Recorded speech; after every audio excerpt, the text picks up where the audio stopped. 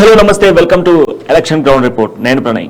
నేను వెన్నెల. మనం చూసుకున్నట్టయితే ఇక్కడ తెలంగాణలో నామినేషన్ల పర్వం కొనసాగుతుంది. అయితే పోటాపోటీగా అందరూ ఎవరికైతే టికెట్లు దక్కాయో అందరూ ఇప్పుడు నామినేషన్లు వేయడం జరుగుతుంది. అలాగే స్వతంత్ర అభ్యర్థులు కూడా తెలంగాణలో ఇక్కడ ఇంకా నవంబర్ 30న ఓటు హక్కు వినియోగించుకునే నేపథ్యంలో నామినేషన్ల పర్వం అయితే కొనసాగుతుంది. వివిధ పార్టీల నుంచి అభ్యర్థులు కూడా నామినేషన్ దాఖలు చేస్తున్నారు. అయితే ప్రస్తుతం మనం చూస్తున్నట్టయితే తెలంగాణలో సభలు సమావేశాలు వాడి వేడిగా జరుగుతున్నాయి. అయితే మనం ప్రస్తుతానికి నియోజకవర్గాల గురించి మాట్లాడుకున్నట్టయితే మల్కాజ్గిరి పార్లమెంట్ నియోజకవర్గం గురించి మాట్లాడుకుందాం. దీని గురించి పూర్తి సమాచారాన్ని మన ప్రణయ్ అందిస్తారు. ప్రణయ్, వెన్నెల, ఇంతవరకు మనం వివిధ నియోజకవర్గాల గురించి మాట్లాడుకోవడం జరిగింది. గ్రేటర్ పరిధిలో ఉన్నటువంటి ఈరోజు మల్కాజ్గిరి పార్లమెంట్ సెగ్మెంట్ గురించి ఈరోజు మనం చర్చించబోతా ఉన్నాం. ఇక్కడ ప్రధానంగా 7 నియోజకవర్గాలు ఉన్నాయి. ఇందులో కొన్ని నియోజకవర్గాలు మండల లెవెల్లో ఉంటే మరికొన్ని నియోజకవర్గాలు డివిజన్ స్థాయిలో ఉన్నటువంటి సిచ్యువేషన్స్ అయితే ఉన్నాయి. ఇక ప్రధానంగా మనం చూసుకుంటే ఇక్కడ హైట్రిక్లు కొట్టిన నాయకులు ఉన్నారు, కొత్తగా మారుతున్న నాయకులు ఉన్నారు, మంత్రులుగా ఉన్న వాళ్ళు ఉన్నారు. ఇలా ఒక్కొక్క నియోజకవర్గానికి ఒక్కొక్క లీడర్ మారుతూ ఉంటాడు. సో అంతేకాకుండా గ్రేటర్ పరిధిలో ఉన్నటువంటి నియోజకవర్గాలకు సంబంధించి మనం మాట్లాడుకున్నట్లయితే ఈ 7 నియోజకవర్గాలు కూడా కొంత డిఫరెంట్గానే అనిపిస్తాయి. ఇక మొదటగా మనం చూసుకుంటే ఈ 7 నియోజకవర్గాల లిస్టులో ఒకసారి చూసుకుంటే Medchal, Malkajgiri, Qutbullapur, Kukatpally, Uppal, LB Nagar, cantonment. So ఈ 7 నియోజకవర్గాలు ప్రధానంగా మేజర్గా ఉన్నటువంటి నియోజకవర్గాలు అని చెప్పుకోవాలి. అండ్ దీంట్లో ప్రధానంగా చూస్తే ఒక మంత్రి పదవి కూడా ఈ నియోజకవర్గంలో ఉంది. సో ఇదంతా కూడా మనం చర్చించబోతా ఉన్నాం. దీంట్లో ప్రధానంగా ఫస్ట్ మనం చూడాల్సింది మేడ్చల్ నియోజకవర్గం. ఇక మేడ్చల్ నియోజకవర్గం గురించి ఒకసారి మనం టోటల్గా చూసుకున్నట్లయితే దీంట్లో ఈ నియోజకవర్గం 1952లో ఏర్పడింది వెన్నెల. దీంట్లో ప్రధానంగా మనం చూసుకుంటే 7 మండలాలు కూడా ఈ నియోజకవర్గం కింద ఉన్నాయి. మొదటగా మనం చూస్తే మేడ్చల్, షామీర్పేట్, గట్కేసర్, కీసరాం, మేడుపల్లి, కాప్రాతో పాటుగా 3 చింతలపల్లి, ఈ 7 మండలాలు కూడా ఈ యొక్క నియోజకవర్గంలో ఉన్నాయి. సో ఈ నియోజకవర్గానికి సంబంధించి 2018లో మనం చూసుకున్నట్లయితే ఒకసారి మొత్తం ఓటర్ల సంఖ్య మనం చూసుకున్నట్లయితే దాదాపుగా కూడా 3,04,361 ఓట్లు ఇక్కడ మనకున్నాయి. అండ్ ఇక్కడ గెలుపొందినటువంటి పార్టీ బీఆర్ఎస్ పార్టీ గెలుపొందడం జరిగింది. మెజారిటీ కూడా చూసుకుంటే 87,990 ఓట్ల మెజారిటీతో బీఆర్ఎస్ పార్టీ గెలుపొందడం జరిగింది. అలాగే 2018లో ఏ పార్టీ నుంచి ఏ అభ్యర్థులు పోటీ పడ్డారో చూద్దాం. మేడ్చల్ నియోజకవర్గం నుంచి అలాగే మొదటిగా చూసుకున్నట్టయితే బీఆర్ఎస్ చామకూర మల్లారెడ్డి 1,67,234 ఓట్లు, 54.98% పోలింగ్ నమోదైంది. ఇక కాంగ్రెస్ నుంచి కిచ్చన్నగారి లక్ష్మారెడ్డి 79,334 ఓట్లు, 26.07% పోలింగ్ నమోదైంది. అలాగే ఇక్కడ బీఎస్పీ నుంచి చూసుకున్నట్టయితే నక్క ప్రభాకర్ రెడ్డి 25,829 ఓట్లు, 8.49% పోలింగ్ నమోదైంది. అలాగే 2023లో ఓటర్ల సంఖ్య ఎలా ఉంది ప్రణయ్? ఇక్కడ నుంచి వెన్నెల ఒకసారి 2023కు సంబంధించి ఇక్కడ ఓటర్ల మెజారిటీ చూసుకుంటే, ఓటర్ల శాతం చూసుకుంటే, సో గ్రేటర్ పరిధిలోనే హైయెస్ట్ ఓటింగ్ ఉన్న నియోజకవర్గం కూడా చెప్పుకోవాలి. దాదాపుగా కూడా 5,53,785 ఓట్లు ఉన్నాయి. ఇక్కడ పురుష ఓటర్లకు సంబంధించి మనం మాట్లాడుకుంటే 2,85,957 మంది పురుష ఓటర్స్ ఉంటే మహిళా ఓటర్లు 2,67,786 మంది ఉన్నారు. ఇతరులకు సంబంధించి ఏ నియోజకవర్గంలో లేని అన్నది ఓట్లు దాదాపు కూడా 42 ఓట్లు ఇక్కడ ఇతరులకు సంబంధించి ఉన్నాయి. అలాగే మనం ఇక్కడ చూసుకున్నట్టయితే ఇటు 2023లో ఏ పార్టీ నుంచి ఏ అభ్యర్థులు పోటీ పడుతున్నారో వారి వివరాలు చూద్దాం. బీఆర్ఎస్ నుంచి చామకూర మల్లారెడ్డి గతంలో ఎవరికైతే ఎమ్మెల్యేకి అవకాశం ఇచ్చారో మళ్ళీ ఆ అభ్యర్థికే మరొకసారి అవకాశం ఇవ్వడం జరిగింది. ఇక కాంగ్రెస్ నుంచి తోటకూర వజ్రేష్ యాదవ్, ఇక బీజేపీ ఇంకా అభ్యర్థుల్ని ప్రకటించిన నేపథ్యంలో ఇక్కడ ఎవరు పోటీ చేస్తున్నారనేది తెలియాల్సిందే. అయితే మనం చెప్పుకోవచ్చు, ప్రధానంగా చూసుకున్నట్టయితే ఎందుకు ప్రణయ్ గతంలో కిచ్చన్నగారి లక్ష్మారెడ్డికి కాంగ్రెస్ పార్టీ అవకాశం ఇచ్చింది, ఈసారి అభ్యర్థిని మార్చింది. అసలు అభ్యర్థిని మార్చడానికి గల కారణం ఏంటంటారు? సో అంతకుముందు లక్ష్మారెడ్డి కాంగ్రెస్ పార్టీ నుంచి అక్కడ పోటీ చేశారు. బట్ ఇప్పుడు కాంగ్రెస్ పార్టీకి ప్రధానంగా మేడ్చల్ నియోజకవర్గంలో ఒకరు కాదు, ఇద్దరు కాదు, ఆల్మోస్ట్ 3-4 లీడర్స్ కూడా అక్కడ వెయిట్ చేస్తున్నారు. సో ఆ నేపథ్యంలోనే అక్కడ ఉన్నటువంటి టికెట్ను, లక్ష్మారెడ్డికి సంబంధించిన టికెట్ను మార్పులు చేర్పులు చేయడం జరిగింది. ఆయనను వేరొక నియోజకవర్గానికి ట్రాన్స్ఫర్ చేయడం జరిగింది. సో గతంలో ఇచ్చినటువంటి ఆ సీట్ని కాస్త ఇప్పుడు వేరే ఒక వ్యక్తికి ఇవ్వడం జరిగింది. ఆ సీట్ను మార్చిన నేపథ్యంలోనే అక్కడ తోటకూర వర్జేష్ యాదవ్కి టికెట్ కాంగ్రెస్ పార్టీ ఇవ్వడం జరిగింది. తోటకూర వర్జేష్ యాదవ్తో పాటుగా కాంగ్రెస్ పార్టీ నుంచి మరొక వ్యక్తి సింగిరెడ్డి హరివర్ధన్ రెడ్డి కూడా టికెట్ ఆశించిన నేపథ్యంలోనే సింగిరెడ్డి హరివర్ధన్ రెడ్డికి టికెట్ ఇవ్వకుండా లేకుండా తోటకూర వర్జేష్ యాదవ్కి అయితే టికెట్ అయితే కాంగ్రెస్ పార్టీ ఇవ్వడం జరిగింది. గతంలో ఇదే ఫార్మాట్ని బీఆర్ఎస్ పార్టీ కూడా వాడింది. గతంలో సుధీర్ రెడ్డి బీఆర్ఎస్ పార్టీలో ఉన్నారు 2018లో. సో అంతకుముందు మనం చూసుకున్నట్లయితే బీఆర్ఎస్ పార్టీ టికెట్ 2014లో సుధీర్ రెడ్డికి ఇచ్చారు. బట్ 2018లో మాత్రము మనం చూసుకుంటే చామకూర మల్లారెడ్డికి ఇవ్వడం జరిగింది. అంటే అక్కడ అభ్యర్థి మార్పు అనేది సహజంగా జరుగుతుంది. అండ్ దాంతోపాటుగా ఈ నియోజకవర్గం నుంచి మనం మాట్లాడుకోవాలంటే ఇతరకి సంబంధించినటువంటి చాలామంది నేతలు ఉంటారు. అండ్ దాంతోపాటుగా మెజారిటీగా మనం మాట్లాడుకోవాలి అని అంటే ఈ నియోజకవర్గం నుంచి బలమైన మన రాష్ట్రానికి, తెలుగు రాష్ట్రానికి ఒక ముఖ్యమంత్రిని కూడా ఇచ్చినటువంటి నియోజకవర్గం అని కూడా చెప్పుకోవాలి. సో అంత పెద్ద నియోజకవర్గం మేడ్చల్ నియోజకవర్గం. సో మేడ్చల్ నియోజకవర్గంలో ఈసారి మరి బీజేపీ పార్టీకి సంబంధించినటువంటి అభ్యర్థిని అయితే ఇంతవరకు ప్రకటించలేదు. సో ప్రకటించిన నేపథ్యంలో మరి అభ్యర్థి ఎవరు ఉండబోతున్నారు అనేది మాత్రం కొంత ఆసక్తి అయితే నెలకొంటా ఉంది. అండ్ దాంతోపాటుగా ఇప్పుడు కాంగ్రెస్ పార్టీ అండ్ బీఆర్ఎస్ పార్టీకి మధ్యలో మాత్రం పోటీ అయితే కొనసాగుతూ ఉంది. ఇరు పార్టీలకు సంబంధించినటువంటి నేతలు పోటీ పడతా ఉన్నారు. అండ్ మోరోవర్ ఇక్కడ చెప్పుకుంటే మరి ఈసారి గెలిచేటువంటి పార్టీ దిశగా చూసుకున్నప్పటికీ కూడా కాంగ్రెస్ వర్సెస్ బీఆర్ఎస్గా ఉన్నటువంటి సిచ్యువేషన్స్ అయితే మోర్ దెన్ మేడ్చల్ నియోజకవర్గంలో కనిపిస్తూ ఉన్నాయి. సో మనకు హరీష్ కూడా అందుబాటులో ఉన్నట్టున్నాడు. ఒకసారి హరీష్ను కూడా తెలుసుకుందాం. సో హరీష్, ఇప్పుడు ఉన్నటువంటి సిచ్యువేషన్స్లో మేడ్చల్ నియోజకవర్గంలో ఎట్లా సాగుతూ ఉంది? బీఆర్ఎస్ నుంచి మంత్రి మల్లారెడ్డి అక్కడ ప్రాతినిధ్యం వహిస్తూ ఉన్నాడు. అండ్ దాంతోపాటుగా ఇప్పుడు కాంగ్రెస్ పార్టీకి సంబంధించి తోటకూర వర్జేష్ యాదవ్ టికెట్ అయితే కేటాయించడం జరిగింది. సో ఈ నేపథ్యంలో మరి ఈ యొక్క అభ్యర్థులలో ఎవరు గెలిచేటువంటి ఛాన్సెస్ ఉన్నాయి? గతంలో బీఆర్ఎస్ పార్టీకి భారీ మెజారిటీ అయితే ఆ నియోజకవర్గం నుంచి రావడం జరిగింది. మరి ఈసారి ఎలా ఉండబోతోంది?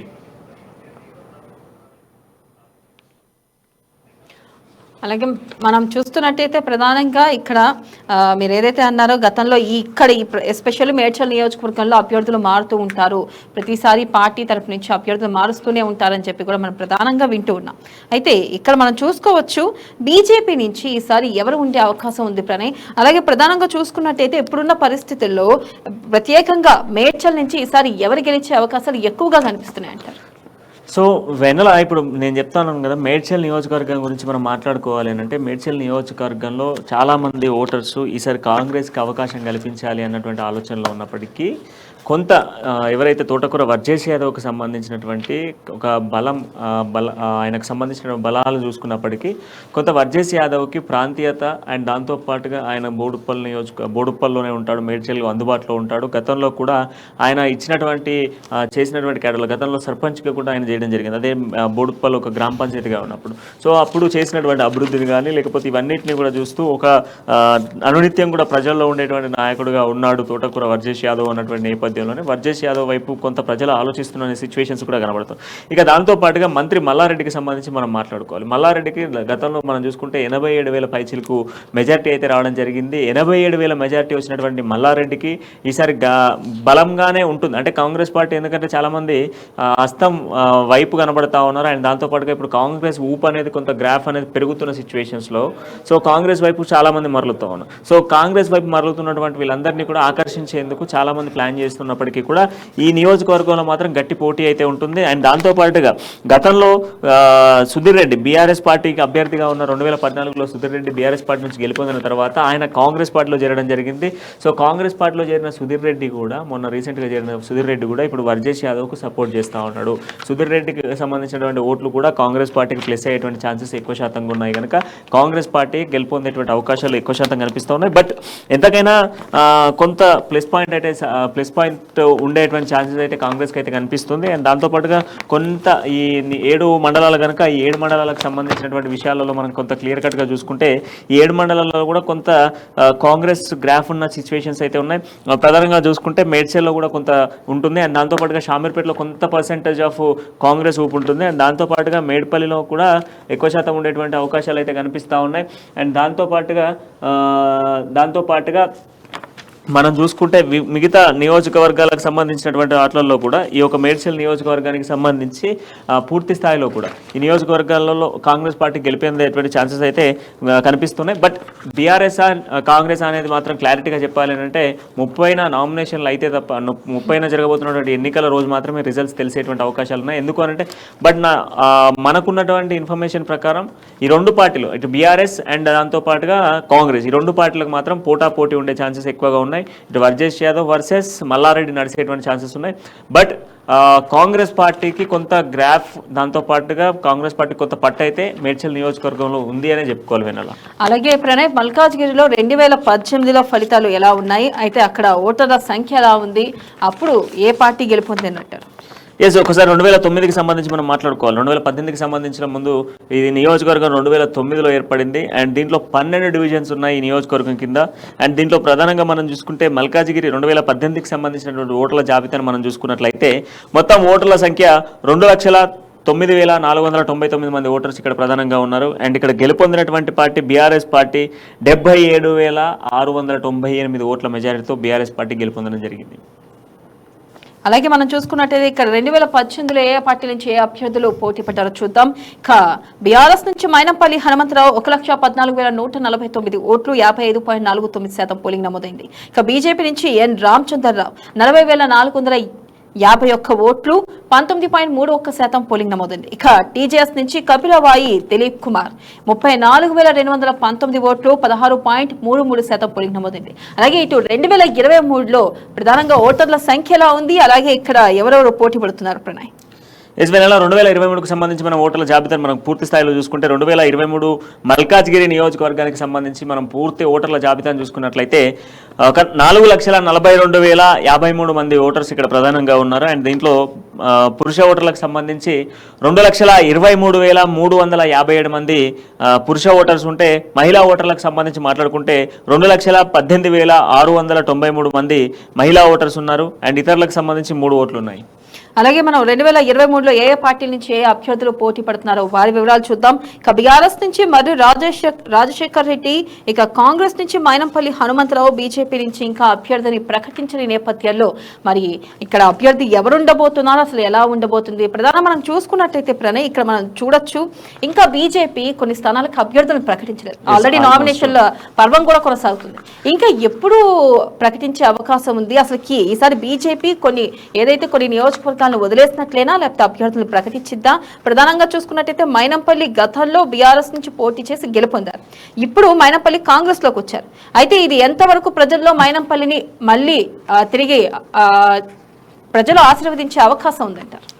ఎస్, మల్కాజ్గిరి గురించి మాట్లాడుకోవాలి అంటే ఇప్పటివరకు బీజేపీ టికెట్లు ఎందుకు కేటాయించలేదు అన్నటువంటి ఇష్యూస్లో మనం బేస్ చేసుకుంటే, బీజేపీ జనసేనతో కొంత పొత్తులో ఉన్న నేపథ్యంలోనే 11 నుంచి 14 స్థానాలు బీజేపీ తెలంగాణలో ఇవ్వబోతున్న నేపథ్యంలో దానికి సంబంధించిన చర్చ ఒకటి కొనసాగింది. అండ్ దాంతోపాటుగా కొంత చాలామంది పోటీ పడుతున్నటువంటి నియోజకవర్గాలు, కొంత ఇష్యూస్గా ఉన్నటువంటి నియోజకవర్గాలకు సంబంధించి బీజేపీ అయితే కొన్ని ప్లేసెస్లలో టికెట్స్ ఆపడం జరిగింది. ఇయాలో రేపో అన్నట్టుగానే బీజేపీ 4వ జాబితా రెడీ అవుతున్న సిచ్యువేషన్స్ ఉన్నాయి. ఇక మైనంపల్లి గురించి మనం మాట్లాడుకోవాలి అని అంటే, మొన్నటి వరకు బీఆర్ఎస్ పార్టీ టికెట్లు అనౌన్స్ చేసేంత వరకు కూడా మైనంపల్లి ఇప్పటివరకు బీఆర్ఎస్ పార్టీలోనే కొనసాగారు. బీఆర్ఎస్ పార్టీ మైనంపల్లి అనౌన్స్ చేసిన తర్వాత ఆయన చేసినటువంటి కాంట్రవర్సీ మాటలతో కాంగ్రెస్కి వెళ్తాడు అన్నది క్లియర్ కట్గా జరిగింది.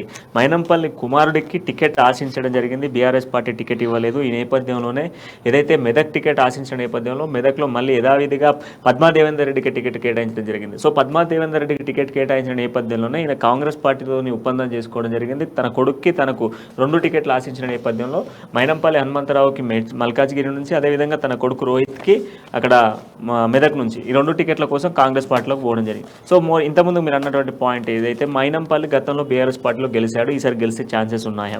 సో మైనంపల్లి పార్టీ మార్పుల నేపథ్యంలో కొంత గెలిచేటువంటి అవకాశాలు ఉన్నాయి అని చెప్పుకోవచ్చు. ఎందుకంటే కాంగ్రెస్ పార్టీకి రాష్ట్ర వ్యాప్తంగా కూడా కొంత భూమి వచ్చింది. అందరూ కూడా హస్తం అనేటువంటి ఆయుధాన్ని ముందుకెళ్ళి తీసుకుపోతా ఉన్నారు. సో కాంగ్రెస్ ఇచ్చినటువంటి 6 గ్యారంటీస్తో పాటుగా 6 డిక్లరేషన్స్ ఉన్నాయి. ఈ డిక్లరేషన్స్ అండ్ 6 గ్యారంటీస్ని బేస్ చేసుకొని కూడా చాలామంది ముందుకెళ్తున్న సిచ్యువేషన్స్ ఉన్నాయి.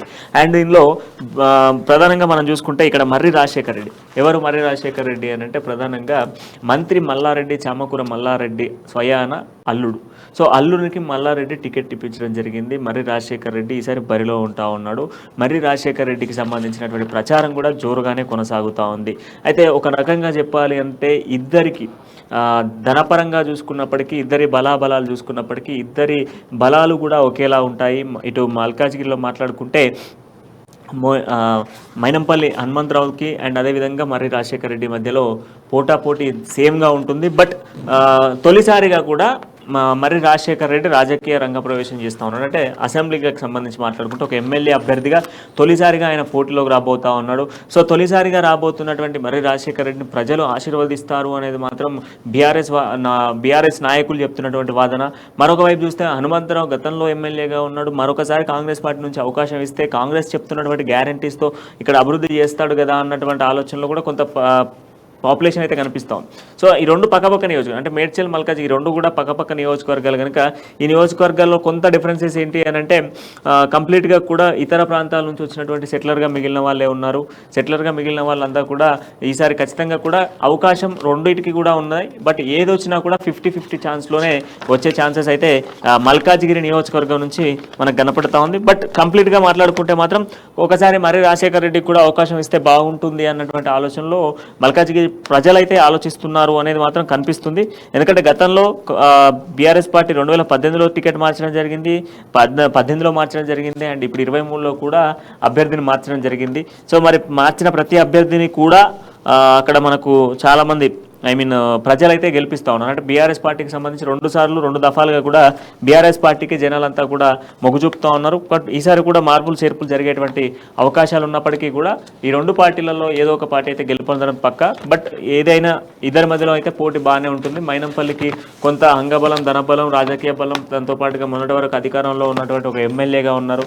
సో వీటన్ని బలాలు ఉపయోగించుకుంటాడా, లేదు అంటే మల్లారెడ్డి సపోర్టు మరియు దాంతోపాటుగా మల్లారెడ్డికి సంబంధించినటువంటి క్యాడర్ను కూడా కొంత మల్కాజిగిరిలో ఇంపాక్ట్ ఉంటుంది. ఎందుకంటే మల్కాజిగిరి కాన్స్టిట్యున్సీలోనే మల్లారెడ్డి కూడా నివసిస్తూ ఉంటాడు కనుక ఆయనకు సంబంధించినటువంటి వర్గీయులు కూడా రాజశేఖర్ రెడ్డికి ఉపయోగపడేటువంటి అవకాశాలు కూడా ఉన్నాయి కనుక ఇద్దరి బలగాలు చూసినప్పటికీ కూడా ఇద్దరికి ఈక్వల్గానే కనిపిస్తూ ఉన్నాయి వీళ్ళలో. అలాగే ప్రణయ్, కుత్బుల్లాపూర్లో 2018 ఎన్నికల ఫలితాలు ఎలా ఉన్నాయి, అలాగే అక్కడ ఓటర్ల సంఖ్య ఎలా ఉంది అప్పుడు?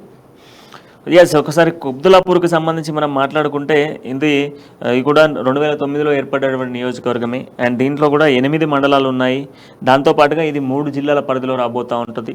అండ్ ఇక్కడ మనం చూసుకుంటే ఒక్కసారి 2018కి సంబంధించినటువంటి మొత్తం ఓటర్ల జాబితాను మనం పూర్తి స్థాయిలో చూసుకుంటే మొత్తం 2018లో ఓటర్ల సంఖ్య ఒకసారి చూసుకుంటే 2,89,368 మంది ఓటర్స్ ఉన్నారు. అండ్ ఇక్కడ గెలుపొందినటువంటి వాటి బీఆర్ఎస్ పార్టీ గెలుపొందడం జరిగింది. మెజారిటీ కూడా 41,500 మెజారిటీతో గెలుపొందడం జరిగింది. అలాగే మనం చూసుకున్నట్లయితే 2018లో ఏ పార్టీ నుంచి ఏ అభ్యర్థులు పోటీ పడ్డారో చూద్దాం. బీఆర్ఎస్ నుంచి కేపీ వివేకానంద గౌడ్ 1,54,500 ఓట్లు, 53.39% పోలింగ్ నమోదైంది. ఇక కాంగ్రెస్ నుంచి కూన శ్రీశైలం గౌడ్ 1,13,000 ఓట్లు, 39.05% పోలింగ్ నమోదైంది. ఇక బీజేపీ నుంచి కాసాని వీరేష్ 9,853 ఓట్లు, 3.4% పోలింగ్ నమోదైంది. ఇక 2023లో ఓటర్ల సంఖ్యలా ఉంది ప్రణయ్? వెనలా ఒకసారి చూసుకుంటే 2023కు సంబంధించి కుబ్దుల్లాపూర్ ఓటర్ల సంఖ్య గణనీయంగా పెరిగింది. ఏకంగా 2,20,000 ఓటర్స్ పెరిగారు.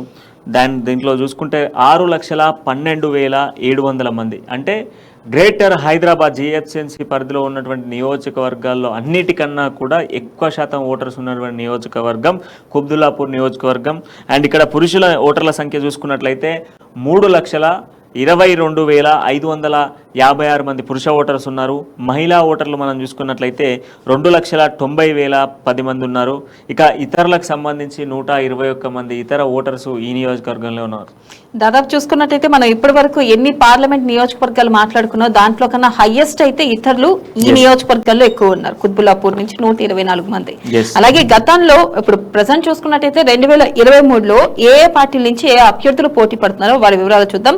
బీఆర్ఎస్ నుంచి కేపీ వివేకానంద గౌడ్ గతంలో ఎవరికైతే అవకాశం ఇచ్చారో మరొకసారి వారికి అవకాశం ఇవ్వడం జరిగింది. ఇక కాంగ్రెస్ నుంచి కొలన్ హనుమంతరెడ్డి, ఇక బీజేపీ నుంచి కూన శ్రీశైలం గౌడ్. అంటే గతంలో కాంగ్రెస్ నుంచి ఏ అభ్యర్థి అయితే పోటీ చేశారో ఇప్పుడు ఆ వ్యక్తి బీజేపీ నుంచి పోటీ చేయడంతో బీజేపీ ఆయనకి టికెట్ ఇవ్వడం జరిగింది. అయితే ఇక్కడ ప్రధానంగా చూసుకున్నట్టయితే ప్రణయ్ మనం చూసుకోవచ్చు గతంలో బీఆర్ఎస్ కి కాంగ్రెస్ కి చాలా మనం చూసుకున్నట్టయితే స్వల్ప అంటే దాదాపు ఒక 10 నుంచి 13% మాత్రమే ఓట్ల తేడా ఉంది.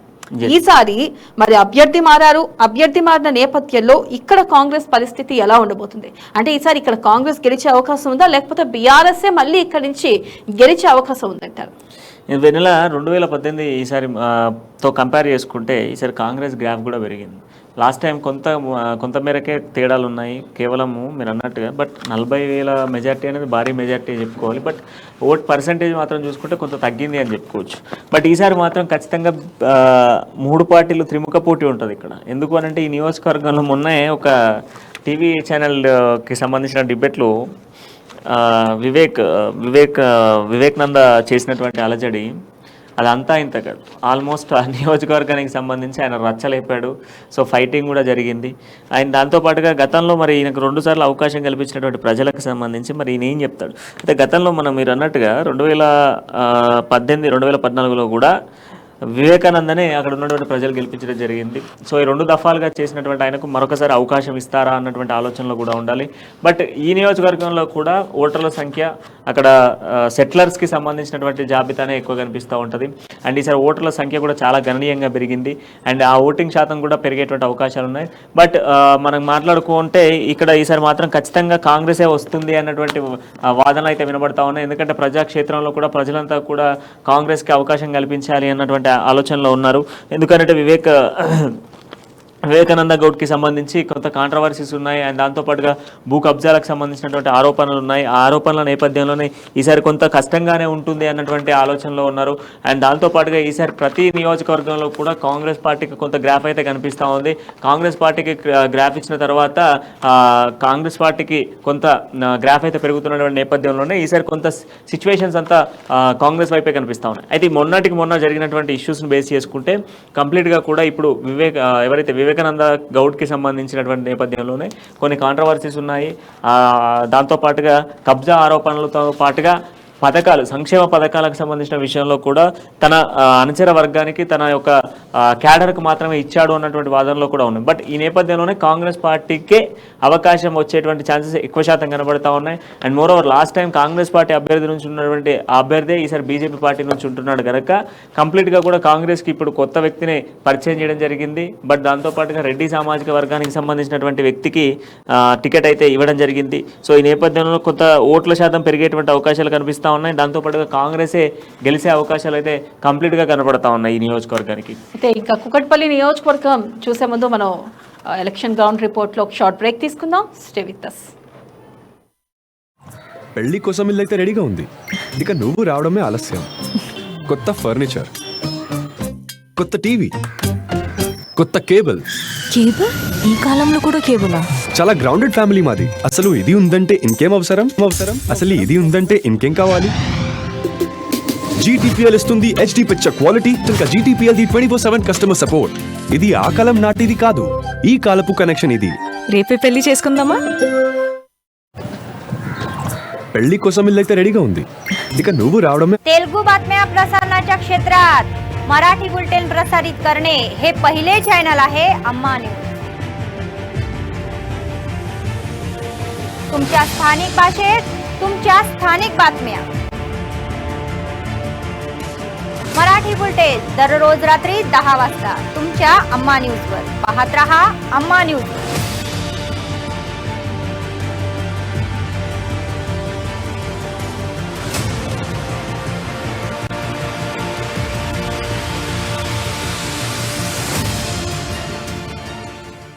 సమరానికి మోగిన సైరన్, రేసు మొదలు పెట్టిన ఆల్ పార్టీస్, గెలిచే రేసు గుర్రాలేవి?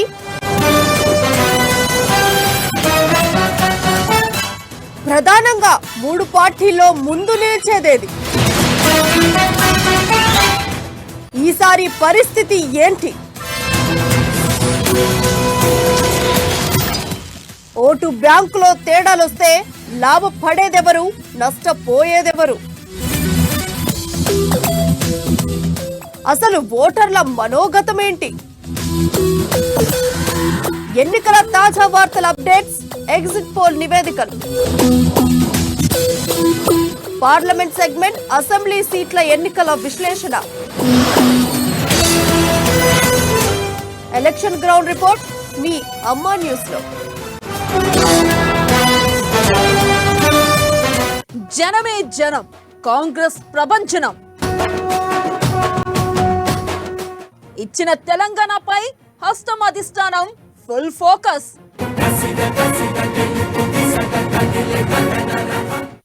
ఏ నోట విన్నా జై కాంగ్రెస్, జై సోనియా, జై రాహుల్. మాట ఇస్తే తప్పడు ఏనాడు.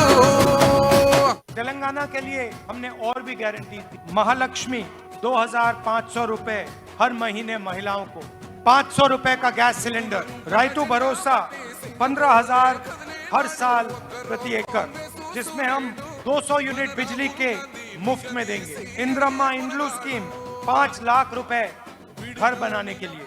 ఉద్యమ గడ్డపై రాహుల్ ప్రత్యేక పర్యటనలు.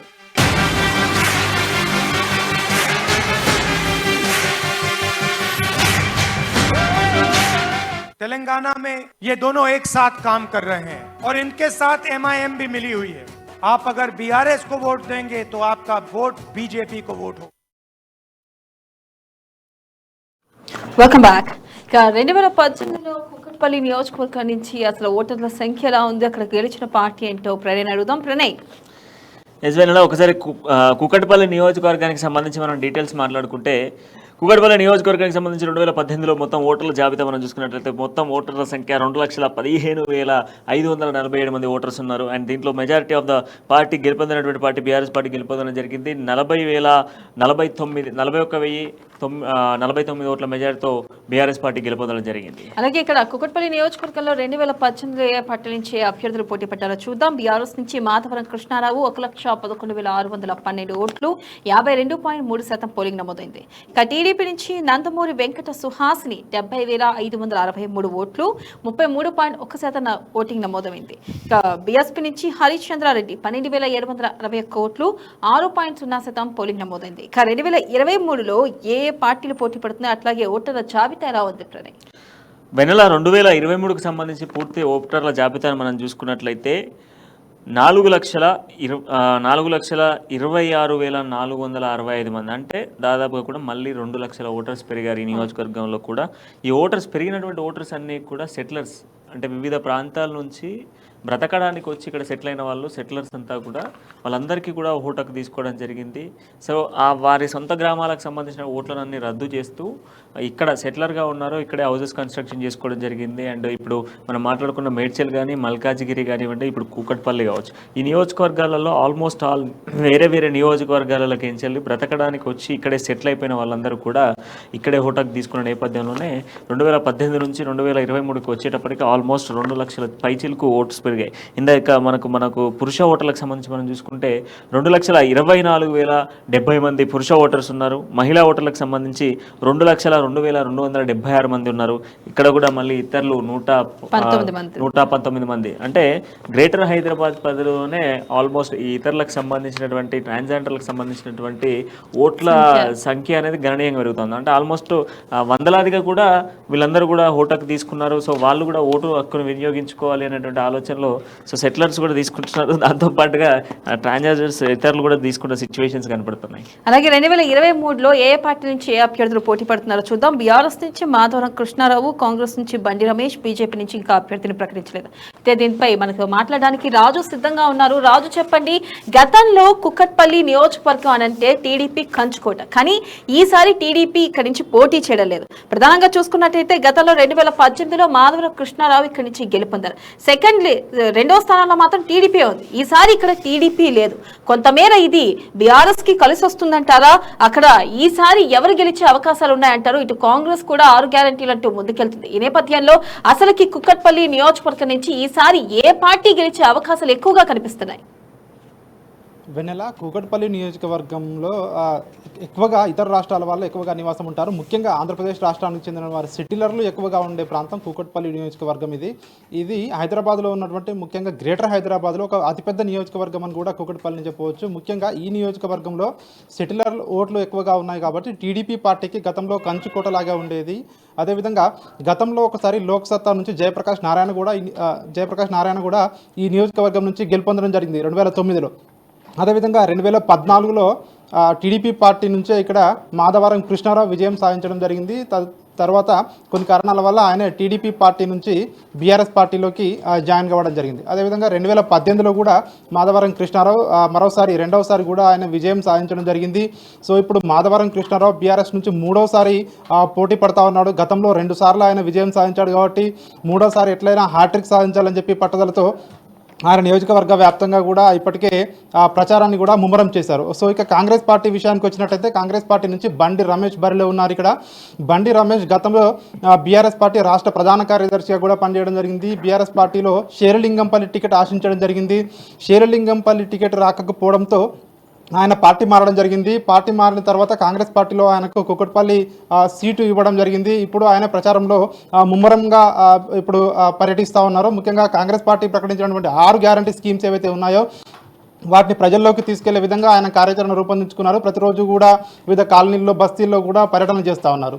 అదేవిధంగా రాష్ట్ర ప్రభుత్వం ఏదైతే అవలంబిస్తుందో ప్రజా వ్యతిరేక విధానాలను ఆయనే ఇవన్నీ వ్యతిరేక విధానాలను అవలంబిస్తుందని చెప్పి కూడా ప్రజల్లోకి తీసుకెళ్లి ఆయన ప్రచారం చేస్తూ ఉన్నారు. ముఖ్యంగా బీఆర్ఎస్ పార్టీ కుటుంబ పాలన అని చెప్పి కూడా ఆయన విమర్శలు చేస్తూ ఉన్నారు.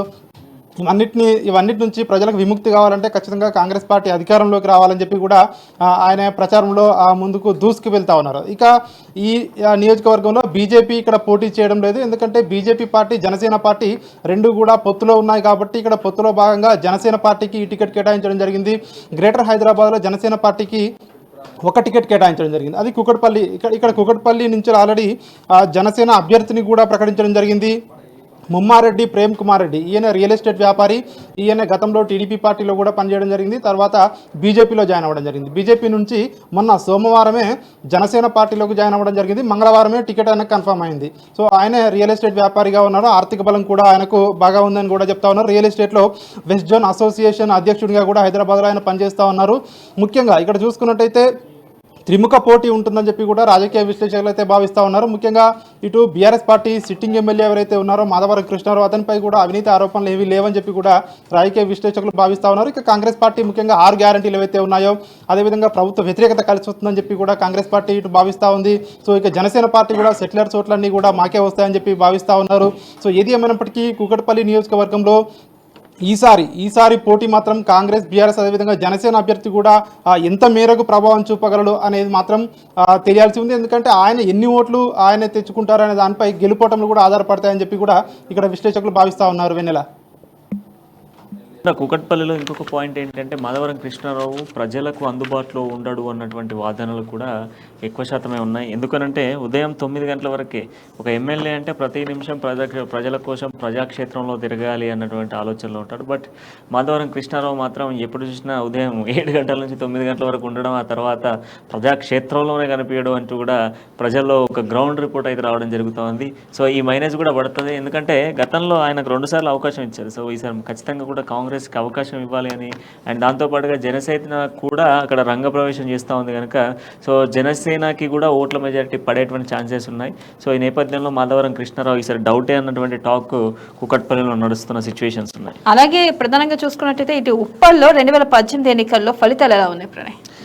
వెనల ఈ 2018 కన్నా ముందు ఒకసారి ఈ నియోజకవర్గం గురించి మాట్లాడుకుంటే ఈ నియోజకవర్గం 2009లో ఏర్పడింది. ఈ నియోజకవర్గానికి సంబంధించి కూడా వివిధ ప్రాంతాల నుంచి సెటిలర్స్ కూడా ఇక్కడ సెటిల్ అయిన వాళ్ళు చాలామంది ఉంటారు. సో ఉప్పల్ నియోజకవర్గం గురించి మనం ఒకసారి టోటల్గా చూస్తే 2018లో ఇక్కడ మొత్తం ఓటర్ల సంఖ్య 2,27,899 మంది ఓటర్స్ ఉన్నారు. ఇక్కడ గెలుపొందినటువంటి పార్టీ బీఆర్ఎస్ పార్టీ గెలుపొందడం జరిగింది. అండ్ మెజారిటీ కూడా మనం చూసుకున్నప్పటికీ 48,168 ఓట్ల మెజారిటీతో బేతి సుభాష్ రెడ్డి గెలుపొందడం జరిగింది. అలాగే ఇక్కడ 2018లో ఉప్పల్ నియోజకవర్గం నుంచి ఏ పార్టీ నుంచి అభ్యర్థులు పోటీ పడ్డారో చూద్దాం. బీఆర్ఎస్ నుంచి బేతి సుభాష్ రెడ్డి 1,17,442 ఓట్లు, 51.14% పోలింగ్ నమోదైంది. ఇక టీడీపీ నుంచి తుల్ల వీరేందర్ గౌడ్ 69,274 ఓట్లు, 30.4% పోలింగ్ నమోదైంది. ఇక బీజేపీ నుంచి చూసుకున్నట్టయితే ఎన్వీఎస్ఎస్ ప్రభాకర్ గౌడ్ 26,798 ఓట్లు, 11.19% పోలింగ్ నమోదైంది. ఇక 2023లో ఓటర్ల జాబితా ఎలా ఉంది ప్రణయ్? నెల ఒకసారి 2023 ఉప్పల్ నియోజకవర్గానికి సంబంధించిన ఓటర్ల జాబితాను మనం చూసుకుంటే 4,89,948 మంది ఓటర్స్ ఉన్నారు. సో మళ్ళీ ఈ నియోజకవర్గంలో కూడా దాదాపుగా కూడా 1.5 నుంచి 2 లక్షల పైకి చిలుకు ఓటర్స్ పెరిగారు. సో దీని ఇంపాక్ట్ కూడా సెటిలర్స్ వల్లే ఈ నియోజకవర్గంలో కూడా చాలా ఓట్లు పెరిగాయి. అండ్ ఇక్కడ మనం చూసుకుంటే పురుష ఓటర్లకు సంబంధించి మనం మాట్లాడుకుంటే 2,55,386 మంది పురుషులు ఉండగా మహిళా ఓటర్లకు సంబంధించి 2,34,528 మంది మహిళా ఓటర్స్ ఉన్నారు. ఇతరులకు సంబంధించి 34 మంది ఉన్నారు. అలాగే ఇక 2023లో ఉప్పల్ నియోజకవర్గం నుంచి ఏ పార్టీల నుంచి ఏ అభ్యర్థులు పోటీ పడుతున్నారో చూద్దాం. ఇక బీఆర్ఎస్ నుంచి బండారి లక్ష్మారెడ్డి, కాంగ్రెస్ నుంచి ఎం పరమేశ్వర్ రెడ్డి, బీజేపీ నుంచి ఎన్వీఎస్ఎస్ ప్రభాకర్ పోటీ పడుతున్నారు. అయితే ఇక్కడ చూసుకోవచ్చు త్రిముఖ పోటీ ఈసారి ఎలా ఉండబోతుంది. ఈ నియోజకవర్గం డిఫరెంట్ గా అని చెప్పాను కదా వెన్నెల ఇంతకుముందే. ఈ నియోజకవర్గం గురించి రాజు ఇప్పటికే ఈ నియోజకవర్గానికి సంబంధించి కాంగ్రెస్ పార్టీ అభ్యర్థి ఇచ్చినటువంటి టికెట్ ఏదైతే పరమేశ్వర్ రెడ్డికి టికెట్ ఇవ్వడంతోనే సింగిరెడ్డి సోమశేఖర్ రెడ్డి కాంగ్రెస్ పార్టీని వీడాడు, రాగిడి లక్ష్మారెడ్డి పార్టీని వీడి బీఆర్ఎస్ పార్టీలో చేరారు. సో ఇప్పుడు ఇద్దరు బలమైన నేతలు ఉప్పల్ నియోజకవర్గంలో ఉన్న కాంగ్రెస్ నేతలు ఇద్దరు కూడా బీఆర్ఎస్ గూటికి చేరారు.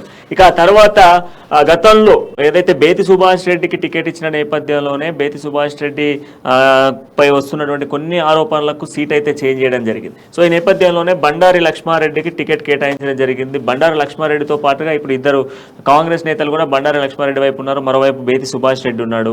సో మొదటి నుంచి 2009లో నియోజకవర్గం ఏర్పడితే అప్పటి నుంచి ఇప్పటి వరకు కూడా ఎన్వీఎస్ఎస్ ప్రభాకర్ బీజేపీ పార్టీ నుంచే ఉన్నారు. సో బీజేపీకి కొంత ఉప్పల్లో కొంత ఉన్నప్పటికీ బట్ కాంగ్రెస్ బీఆర్ఎస్ మధ్యలో పోటీ ఉండేటువంటి అవకాశాలు ఉన్నాయా? ఇప్పటికే మరి బీఆర్ఎస్ పార్టీకి బలం చేకూరుతుంది అన్నటువంటి వార్తలు కూడా మనం చూస్తూ ఉన్నాం. సో పోటాపోటీ ఏ విధంగా ఉండబోతుంది? ప్రణయ్, ఉప్పల్ నియోజకవర్గంలో కూడా ఇది కూడా హైదరాబాద్లో ఒక చాలా పెద్ద నియోజకవర్గం అని కూడా చెప్పవచ్చు. ఈ నియోజకవర్గంలో ప్రస్తుతం అయితే ఆ ముగ్గురు అభ్యర్థులను కూడా టికెట్లు 3 పార్టీలు కూడా ఖరారు చేయడం జరిగింది. ఇప్పటికే ఇక్కడ బీఆర్ఎస్ పార్టీ విషయానికి వచ్చినట్టయితే BRS party sitting MLA Bethi Subhash రెడ్డిని కాదని బండారి లక్ష్మారెడ్డికి టికెట్ కేటాయించడం జరిగింది. ముఖ్యంగా ఆయనపై ఏవైతే ఆరోపణలు ఉన్నాయో అదేవిధంగా సీఎం కేసీఆర్ ముఖ్యంగా ఇంటర్నల్ సర్వేలు ఏవైతే చేయించారో ఎవరైతే గెలుపు గుర్రాలకే ఈసారి టికెట్లు ఇవ్వాలని చెప్పి కూడా ఆయన పలు సర్వేలు నిర్వహించడం జరిగింది. ఈ సర్వేల ఆధారంగానే రాష్ట్రంలో 5 సీట్లను మార్చడం జరిగింది. ఇందులో ఉప్పల్ నియోజకవర్గం కూడా ఉంది. ఉప్పల్లో బేతి సుభాష్ రెడ్డిని కాదని బండారు లక్ష్మారెడ్డికి టికెట్ ఇవ్వడం జరిగింది. సో ఇక్కడ ఆ టికెట్ మార్చినప్పుడే ఇక్కడ కాంగ్రెస్ పార్టీ విజయం సాధించిందని చెప్పి కూడా కాంగ్రెస్ శ్రేణులు మొదటి నుంచి కూడా చెప్తా ఉన్నాయి. ఇక్కడ బీఆర్ఎస్ పార్టీ ప్రజా వ్యతిరేక విధానాలను అవలంబిస్తుంది, అందుకని చెప్పి ఇక్కడ అభ్యర్థిని మార్చారని చెప్పి మొదటి నుంచి కూడా కాంగ్రెస్ పార్టీ విమర్శిస్తూ ఉంది. ఈ నేపథ్యంలోనే కాంగ్రెస్ పార్టీ నుంచి పరమేశ్వర్ రెడ్డిని ఇక్కడికి బరిలో దింపడం జరిగింది. ఇక్కడ కాంగ్రెస్ పార్టీ అభ్యర్థి కూడా ఇప్పటికే ఆయన ప్రచారాన్ని కూడా ముమ్మరం చేయడం జరిగింది. ముఖ్యంగా అంటే ఈ ఇతర పార్టీల్లో ఉన్నటువంటి బలమైన నేతలను కూడా ఇక్కడ చేరికలపై ముఖ్యంగా దృష్టి సారించడం జరిగింది. కాంగ్రెస్ పార్టీ నుంచి నేతలు వెళ్తా ఉన్నా కూడా కాంగ్రెస్ పార్టీకి ప్రజాబలం ఉందని చెప్పి కూడా ఆయన పలు సందర్భాల్లో చెప్తా ఉన్నారు. ముఖ్యంగా కాంగ్రెస్ పార్టీ ఏవైతే 6 గ్యారంటీలు ఉన్నాయో 6 గ్యారంటీలను గడప గడప తీసుకెళ్తున్నాము, ప్రజల వద్ద నుంచి మాకు అపూర్వ స్పందన లభిస్తుందని చెప్పి కూడా ఆయన ప్రచారంలో చెప్తా ఉన్నారు. ఇక బీజేపీ పార్టీ విషయానికి వచ్చినట్టయితే ఇక్కడ బీజేపీ సీనియర్ నేత బీజేపీ రాష్ట్ర ఉపాధ్యక్షుడు ఎన్వీఎస్ఎస్ ప్రభాకర్ ఇక్కడ గతంలో ఆయన ఇక్కడ ఎమ్మెల్యేగా గెలుపొందడం జరిగింది. గతంలో మనం చూసుకున్నట్టయితే గతంలో 2014 నుంచి 2018 వరకు ఎమ్మెల్యేగా ఉన్నారు ఇక్కడ ఎన్వీఎస్ఎస్ ప్రభాకర్. అంటే బీజేపీకి కూడా ఉప్పల్లో క్యాడర్ కూడా ఉంది అని కూడా మనం చెప్పవచ్చు. ఈసారి పోటీ కూడా ఖచ్చితంగా కాంగ్రెస్ పార్టీ అదేవిధంగా బీఆర్ఎస్ పార్టీతో బీజేపీ పార్టీ కూడా చాలా వరకు ఓట్లు నమోదయ్యే అవకాశం అయితే కనిపిస్తూ ఉంది. ఎందుకంటే పోటీ కూడా త్రిముఖ పోటీ ఉండే అవకాశం కూడా కనిపిస్తూ ఉంది.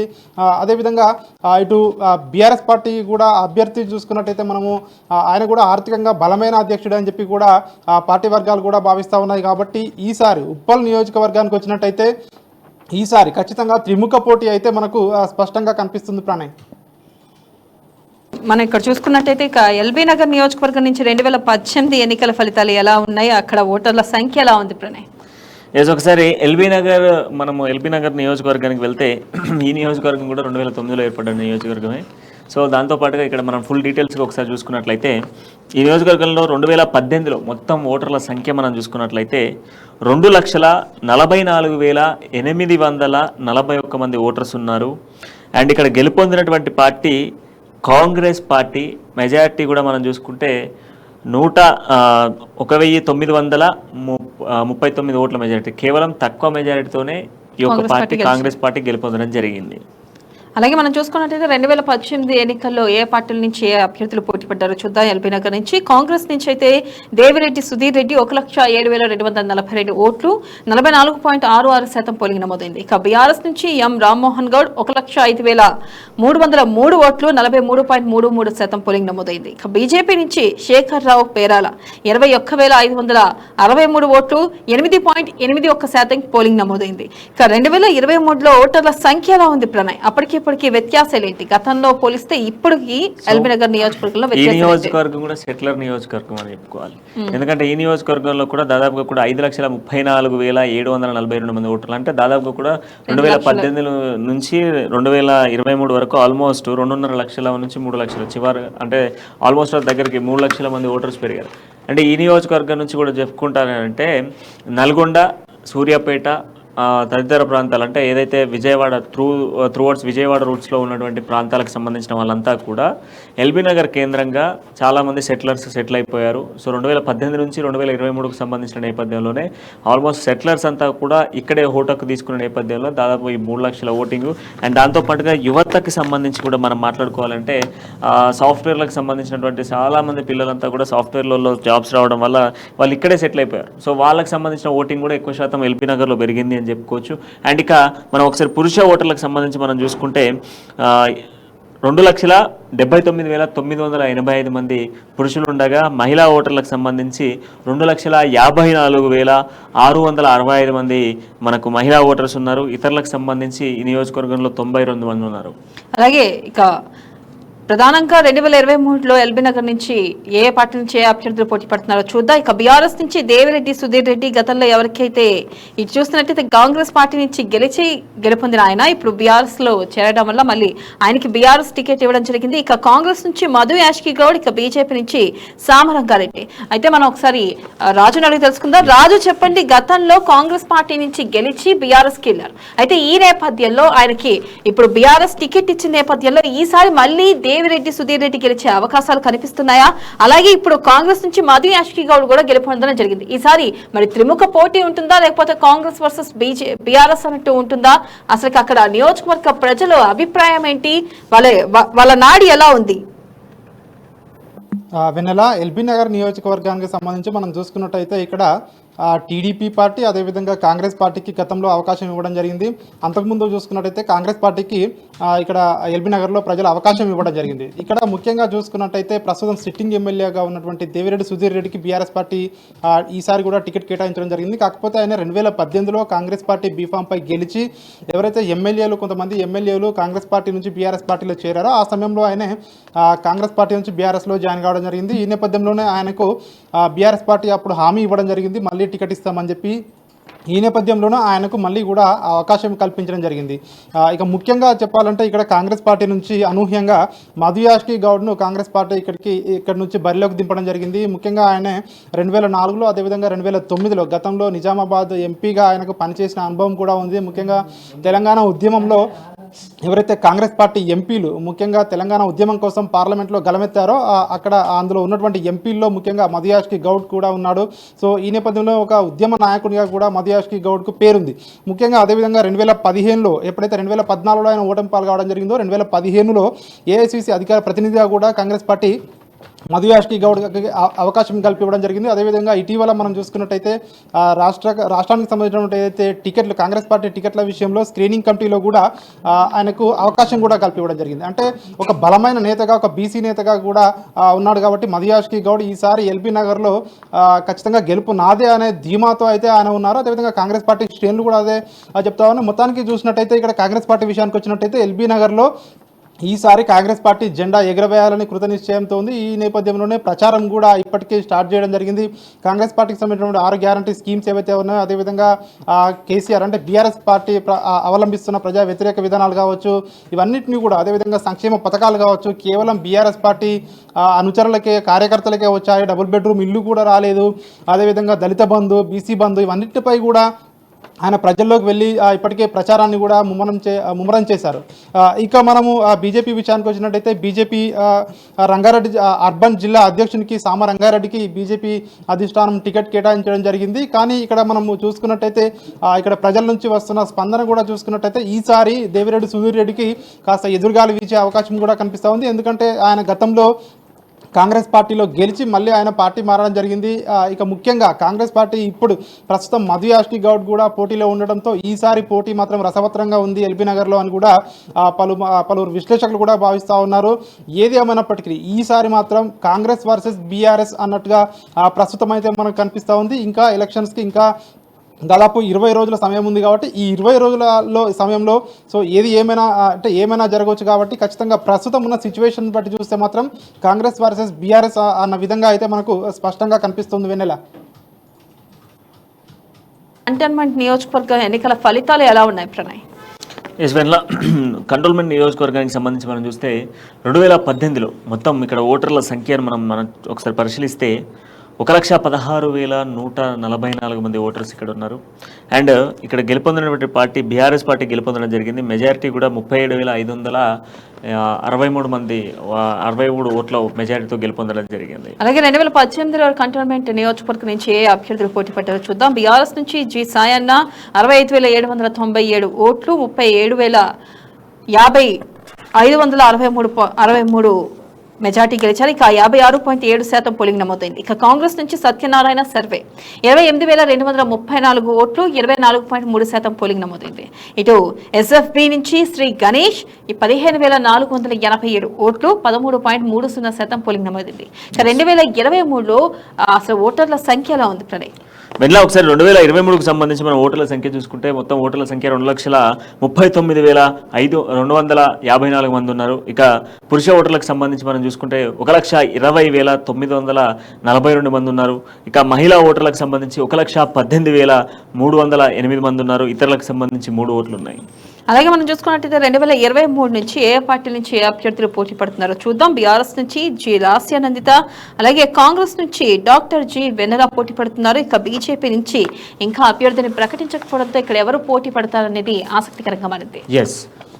రాజు, ఇప్పుడు కంటోన్మెంట్ నియోజకవర్గంలో గతంలో సాయన్న ఎమ్మెల్యేగా ప్రాతినిధ్యం వహించాడు. ఈ నేపథ్యంలో ఆయన మొన్న రీసెంట్గానే తన అనారోగ్యంతో మృతి చెందిన నేపథ్యంలోనే తన కూతురైనటువంటి లాస్యకి ఈసారి టికెట్ కేటాయించడం జరిగింది, లాస్యా నందితకి. అండ్ దాంతోపాటుగా తెలంగాణ ఉద్యమ గాయకుడు అండ్ దాంతోపాటుగా తెలంగాణ ఉద్యమాల్లో కీలక పాత్ర వహించినటువంటి గద్దర్ కూతురైనటువంటి డాక్టర్ జి వెన్నెలకు కూడా ఈసారి టికెట్ కాంగ్రెస్ పార్టీ కేటాయించడం జరిగింది. అండ్ అంతేవిధంగా ఈసారి మరి బీజేపీ పార్టీ నుంచి అభ్యర్థిని ఎవరిని ప్రకటించబోతా ఉన్నారు? ఈ నియోజకవర్గానికి సంబంధించి బీజేపీ ఓట్లు కూడా ఎక్కువ శాతం ఉన్నటువంటి నియోజకవర్గం ఈ నియోజకవర్గం.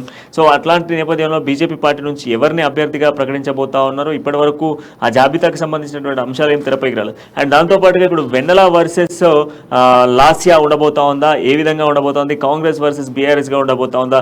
ఇద్దరు మహిళా లీడర్లకి, అదేవిధంగా తొలిసారిగా ఎలాంటి రాజకీయ అనుభవం లేనటువంటి ఇద్దరి మహిళలకు ఇక్కడ టికెట్ ఇవ్వడం జరిగింది. మరి కంటోన్మెంట్ నియోజకవర్గ ప్రజలు ఎవరికి పట్టం కట్టేటువంటి అవకాశాలు కనబడతా ఉన్నాయి? ప్రణయ్, కంటోన్మెంట్ నియోజకవర్గం ముఖ్యంగా తండ్రుల సెంటిమెంట్ అస్త్రాన్ని ఆయుధంగా చేసుకుని ప్రచారంలో ముందుకెళ్లే అవకాశం కూడా కనిపిస్తూ ఉంది. ముఖ్యంగా 2 పార్టీల్లో, ఇటు అధికార బీఆర్ఎస్ పార్టీ కావచ్చు, ఇటు కాంగ్రెస్ పార్టీ కావచ్చు. ముఖ్యంగా అధికార బీఆర్ఎస్ పార్టీ విషయానికి వస్తే సిట్టింగ్ ఎమ్మెల్యే జి సాయన్న గత ఇదే సంవత్సరం ఫిబ్రవరి నెలలో ఆయన మరణించడం జరిగింది. పదవిలో ఉండగానే మరణించింది కాబట్టి సో ఎలక్షన్స్ కూడా ఈ సంవత్సరంలో ఉన్నాయి కాబట్టి సో అక్కడ మళ్ళీ ఉప ఎన్నిక నిర్వహించలేదు. ఈ నేపథ్యంలోనే బీఆర్ఎస్ పార్టీ కూడా ఆయన కూతురుకు టికెట్ కేటాయించడం జరిగింది. ఈ నియోజకవర్గం ఎస్సీ నియోజకవర్గం కిందికి వస్తుంది. అయితే ముఖ్యంగా ఒకసారి మనం లాస్యా నందితను ఒకసారి ఆమె గత రాజకీయ చరిత్ర ఒకసారి చూసినట్టయితే ఆమె 2015లోనే రాజకీయ అరంగేట్రం చేయడం జరిగింది. 2016లో జిహెచ్ఎంసీ ఎన్నికల్లో కవాడిగూడ డివిజన్ నుంచి కార్పొరేటర్గా ఎన్నిక కావడం జరిగింది. అదేవిధంగా 2021లో కూడా జిహెచ్ఎంసీ ఎన్నికల్లో కవాడిగూడ కార్పొరేటర్గా కూడా ఆమె ఈసారి ఓటమి పాలైంది. 2016లో ఒకసారి ఆమె కార్పొరేటర్గా ఎన్నికైంది. అయితే అప్పటి నుంచి కూడా ఆమె రాజకీయాలకు కొంచెం అంటి ముట్టనట్టుగానే ఉన్నారు. అయినప్పటికీ కూడా ఇటు అధికార బీఆర్ఎస్ పార్టీ సిట్టింగ్ ఎమ్మెల్యే మరణించడంతో తన కూతురికి ఈసారి టికెట్ ఇవ్వడం జరిగింది. ముఖ్యంగా ఆమె సెంటిమెంట్నే ప్రజారాష్ట్రంగా మలుచుకునే అవకాశం కూడా కనిపిస్తూ ఉంది. ఇప్పటికే నియోజకవర్గాల్లో ఆమె పర్యటన చేస్తూ ఉన్నారు. ముఖ్యంగా సెంటిమెంట్నే అస్త్రంగా చేసుకుని అదేవిధంగా సాయం చేసినటువంటి ఏవైతే అభివృద్ధి పనులు ఉన్నాయో వాటి అన్నింటినీ కూడా ప్రజలకు వివరిస్తూ ఆమె ఓట్లు అడుగుతా ఉన్నారు. సో ఇక కాంగ్రెస్ పార్టీ విషయానికి వచ్చినట్టయితే ప్రజా యుద్ధ నాయక దివంగత గద్దర్ విప్లవకారుడు గద్దర్ యొక్క కుమార్తెకు ఇక్కడ కాంగ్రెస్ పార్టీ టికెట్ కేటాయించడం జరిగింది. డాక్టర్ జి వెన్నెల గద్దర్కు ఇక్కడ టికెట్ కేటాయించడం జరిగింది. ఆమె కూడా ఫాదర్ సెంటిమెంట్తో ముఖ్యంగా రాజకీయాల్లోకి రావడం జరిగింది. ఆమెకు గతంలో రాజకీయ అనుభవం లేదు. అయినప్పటికీ ఈసారి తన తండ్రి యొక్క చరిష్మా ఏదైతే ఉందో దాని నేపథ్యంలోనే ఆమె ఇప్పటికే పలు కాలనీలలో బస్తీలలో ముఖ్యంగా ఆమె పర్యటనలు చేస్తూ ఉన్నారు, ఓట్లు అభ్యర్థిస్తూ ఉన్నారు. ఆమె చెప్తా ఉన్నారు, ప్రజల నుంచి మాకు అపూర్వ స్పందన వస్తుంది, ఖచ్చితంగా మా యొక్క తండ్రి గారి ఆశయాలను మేము ఇక్కడ ఎమ్మెల్యే గెలిచి అవన్నీ కూడా పూర్తి చేస్తానని చెప్పి కూడా వెన్నెల చెప్తా ఉన్నారు. సో ఇక బీజేపీ పార్టీ విషయానికి వచ్చినట్టయితే బీజేపీ పార్టీ ఇక్కడ ఇంకా కూడా అభ్యర్థిని ప్రకటించలేదు. హైదరాబాద్లో జిహెచ్ఎంసీలో చూసుకున్నట్టయితే ఇంకా చాలా నియోజకవర్గాలకు కూడా బీజేపీ పార్టీ అభ్యర్థులను ప్రకటించలేదు. ఈ నేపథ్యంలోనే ఇక్కడ కంటోన్మెంట్లో కూడా ఇక్కడ అభ్యర్థిని ప్రకటించలేదు. కానీ ఇక్కడ పోటీ మాత్రం బీజేపీ నుంచి తీవ్రంగా ఉంది అని మనము చెప్పవచ్చు. ఎందుకంటే ఇక్కడ కంటోన్మెంట్లో బీజేపీకి మంచి క్యాడర్ కూడా ఉంది, మంచి పట్టు కూడా ఉంది. ఇక్కడ ముఖ్యంగా మాజీ మంత్రి శంకర్రావు కూతురు ఆమె కూడా ఇక్కడ బీజేపీ పార్టీ నుంచి టికెట్ ఆశిస్తూ ఉన్నారు. సుష్మిత, శంకర్రావు కుమార్తె సుష్మిత కూడా ఇక్కడ టికెట్ ఆశిస్తూ ఉన్నారు. అదేవిధంగా సుష్మితతో పాటు బీజేపీ నాయకులు రజనీ, నాయుడు, ప్రకాష్, పరశురామ్, మన్నె శ్రీనివాస్ వీళ్ళందరూ కూడా బీజేపీ టికెట్ ఆశిస్తూ ఉన్నారు. సో చూడాలి బీజేపీ పార్టీ ఎవరికి టికెట్ కేటాయిస్తుందో. ఏది ఏమైనప్పటికీ ఒకవేళ శంకర్రావు కూతురికి ఇచ్చినా కూడా ఆమె కూడా అదే చెప్పే అవకాశం కనిపిస్తూ ఉంది. మా తండ్రి గారు మంత్రిగా ఉన్నప్పుడు అభివృద్ధి పనులు చేశారు కాబట్టి ఈసారి తనకు అవకాశం కల్పించాలని ఆమె కూడా అవకాశం కనిపిస్తుంది.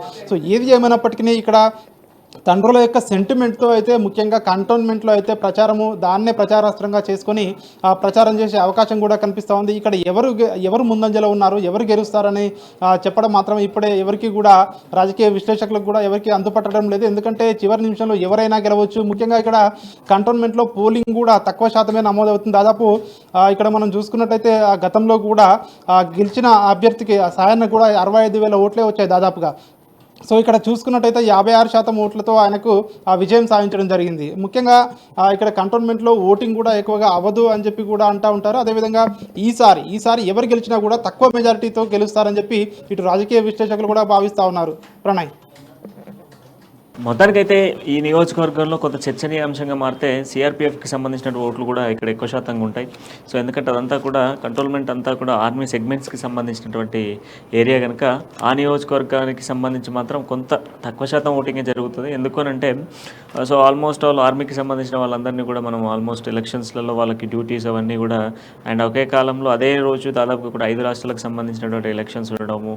సో ఆ నియోజకవర్గం నుంచి ఆల్మోస్ట్ సిఆర్పిఎఫ్ వీళ్ళంతా కూడా బృందాలుగా విడిపోయి ఎక్కడికి వెళ్ళిపోతూ ఉంటారు కనుక అక్కడ ఓటింగ్ శాతం కూడా తక్కువగా ఉంటుంది. అండ్ దాంతోపాటుగా వివిధ ప్రాంతాల నుంచి వచ్చిన వాళ్ళే అక్కడ సెటిలర్గా కొంత ఉన్న వాళ్ళు ఉన్నారు. బట్ వాళ్ళు కూడా ఓటు హక్కు వినియోగించుకోవడం కోసం అక్కడికి వెళ్తూ ఉంటారు కనుక ఓటింగ్ శాతం కూడా చాలా తక్కువ శాతంగా అవుతుంది. బట్ ఇంతకుముందు రాజు చెప్పినట్టుగానే ఇద్దరి మధ్యలో పోటాపోటీ ఉంటుంది. ఎందుకంటే ఇద్దరు కూడా తండ్రుల సెంటిమెంట్ని వాడుకొని సెంటిమెంట్నే ఆయుధంగా ఈరోజు ఎన్నికల బరిలో ఉండబోతూ ఉన్నారు కనుక ఇద్దరికి మాత్రం కొంత పోటాపోటీ ఇద్దరి మధ్యలో కూడా పోటాపోటీగానే ఉండబోతోంది. అండ్ బట్ ఈ పోటాపోటీలో మాత్రం ఎవరు నెగ్గుతారు అనేది మాత్రం ప్రజాక్షేత్రంలో నవంబర్ 30న చూడాల్సిందే. ఇక ఇది వాళ్ళ ఎలక్షన్ గ్రౌండ్ రిపోర్ట్. మరో కార్యక్రమంలో మళ్ళీ కలుసుకుందాం. అంతవరకు చూస్తూనే ఉండండి అమ్మా న్యూస్, నిజం కోసం, జనం కోసం.